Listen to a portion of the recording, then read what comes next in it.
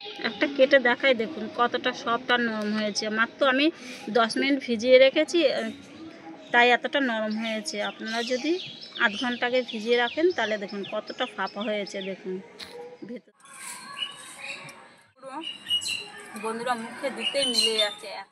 নমস্কার বন্ধুরা, রূপাদের কিচেনে আপনাদের সবাইকে স্বাগত জানাই। আজকে বানাবো আমি জল ফুলকি। তো এই জল ফুলকিটা সন্ধ্যাবেলা খাবার জন্য পুরো পারফেক্ট একটা জল খাবার, খুব সুন্দর হয়। তো আপনারা প্রথম থেকে শেষ পর্যন্ত ভিডিওটা দেখার চেষ্টা করুন, অবশ্যই ভালো লাগবে। প্রথমত এখানে আমি বাটির মধ্যে তেঁতুল নিয়ে নিয়েছি। এবার তেঁতুলটা আমি জল দিয়ে ভিজিয়ে রাখবো। আমি পুদিনা পাতা আর ধনে পাতা নিয়েছি। এটা হচ্ছে বিলাতি ধনে পাতা, আমি এমনি ধনে পাতাটা পাইনি, আপনারা পেলে নিয়ে নেবেন। এই ধনে পাতা একটু সেন্ট আসার জন্য দিয়েছি। এটাকে আমি এবারে একটা মিক্সিং জারে, মানে খুব মিহি করব না, একটু আধ ভাঙা করবো। পাতাটা আমি বেটে নিয়ে এসেছি, দেখুন এরকম করে আধ ভাটা করে। ব্যাস, ফুলকির জন্য যে আমি তেঁতুলটা ভিজিয়ে রেখেছি, এই কাঠটা আমি নিয়ে নেব।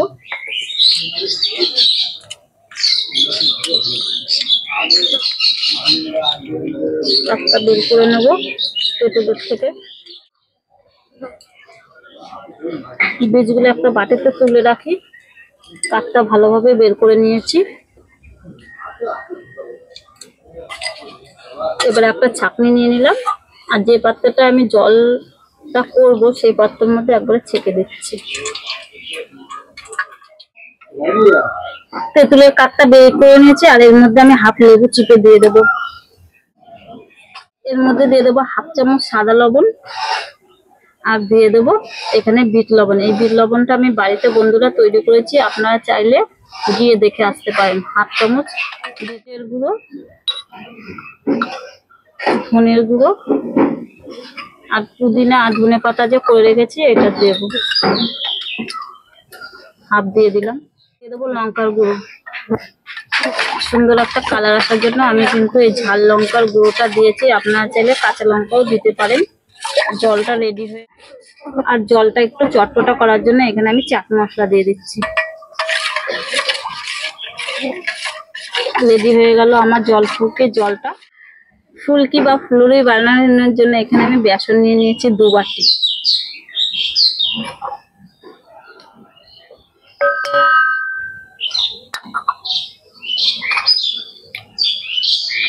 এর মধ্যে দিয়ে দেবো লবণ, একটু হলুদ গুঁড়ো,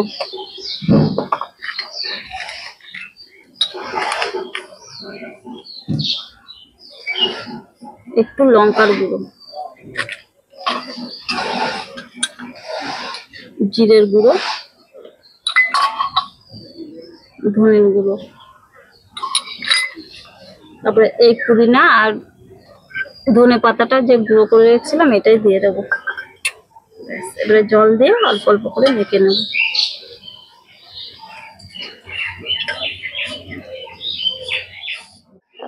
বেসনটা বন্ধুরা ভালো করে ফাটাতে হবে, যত ভালোভাবে ফাটাবেন তত ভালো কিন্তু ফুলকিটা তৈরি হবে।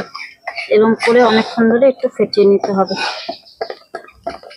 একটু তো ভালোভাবে ফেটিয়ে নিয়েছি, তারপরে এখানে একটু দিচ্ছি খাবার সোডা। খাবার সোডাটা দিয়ে একটু ফেটাবো।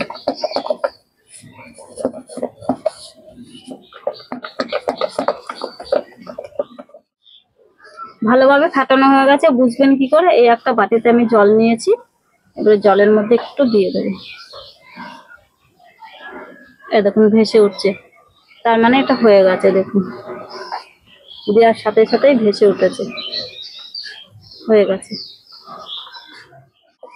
উনানটা ধরে একটা কড়া বসিয়ে দিলাম, এবার কড়াইতে তেল দিয়ে দেবো।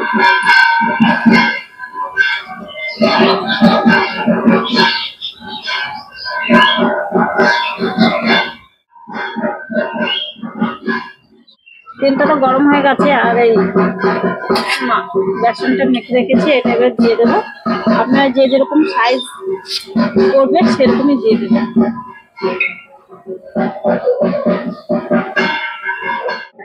দেখুন কতটা সুন্দর হচ্ছে, দেওয়ার সাথে সাথেই বন্ধুরা কিন্তু উঠে যাচ্ছে তেলের থেকে। আমি একা একাই উল্টে যাচ্ছে, এত ভালো লাগছে না, খুব সুন্দর হয়েছে।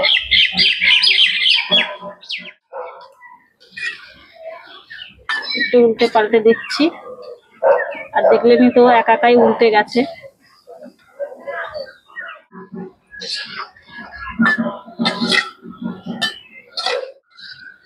একটু ব্রাউন কালার করে ভেজে নিচ্ছি বন্ধুরা, দেখুন হয়ে গেছে।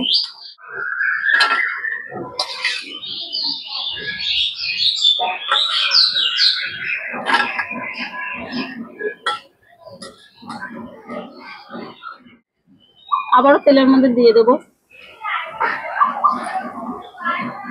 দেখুন বন্ধুরা কত সুন্দর হচ্ছে, দেওয়ার সাথে সাথে পুরো ফুলকি যেটা বলেন একদম সাথে সাথে উঠে যাচ্ছে, এত ভালো লাগছে।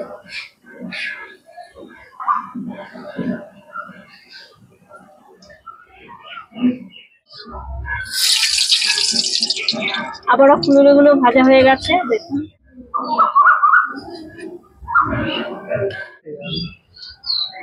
এই লাস্ট বন্ধুরা ফুলকি, আবারও ভেজে নিলাম, কমপ্লিট হয়ে গেল ফুলকিগুলো ভাজা। ফুলকিগুলো তো রেডি হয়ে গেল, এবারে টক জলে ভিজাবো। আর একটু বেশি করে করেছি সন্ধ্যাবেলা খাওয়ার জন্য মুড়ি দিয়ে, আর এখানে এই কটা ভিজিয়ে দিচ্ছি, পরে ফুলে অনেক বড় বড় হয়ে যাবে। এবারে দুটো গন্ধরাজ লেবুর পাতা নিয়েছি, দিয়ে দেবো। গন্ধরাজ লেবু তো নেই, তাই এখন পাতা দিয়ে দিলাম। হয়েছে, এবারে একটু ভিজিয়ে রাখতে হবে, তাহলে বড় বড় হয়ে যাবে।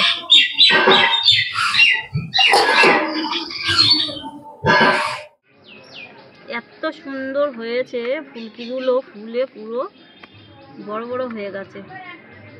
দেখুন বন্ধুরা একবার এইভাবে শুধু একবার আপনারা বানাবেন। একটা আপনাদের কেটে দেখাই কত সুন্দর হয়েছে।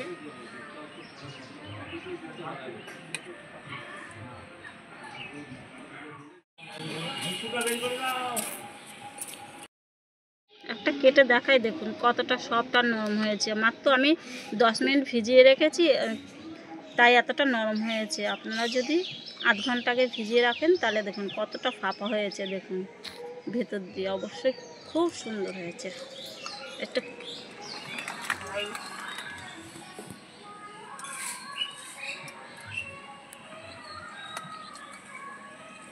পুরো বন্ধুরা মুখে দিতেই মিলে যাচ্ছে, এতটা সুন্দর হয়েছে ফুলকিটা। আর এই গরমকালে একটু টক ঝাল মিষ্টি হলে সন্ধ্যাবেলা খেতে কিন্তু অসাধারণ লাগে। আপনারা অবশ্যই কিন্তু বাড়িতে একবার ট্রাই করে দেখবেন, এই ফুলকিটা জাস্ট অসাধারণ হয়েছে। জলটাও খুব টক ঝাল। তো বন্ধুরা আমার এই ফুলকি রেসিপিটা যদি আপনাদের ভালো লেগে থাকে অবশ্যই লাইক কমেন্ট শেয়ার করে দেবেন, আর চ্যানেলটি সাবস্ক্রাইব করে রাখবেন নিত্য নতুন রেসিপি দেখার জন্য। তাহলে আজকে এই পর্যন্তই, দেখা হবে পরে একটা রেসিপি। টাটা।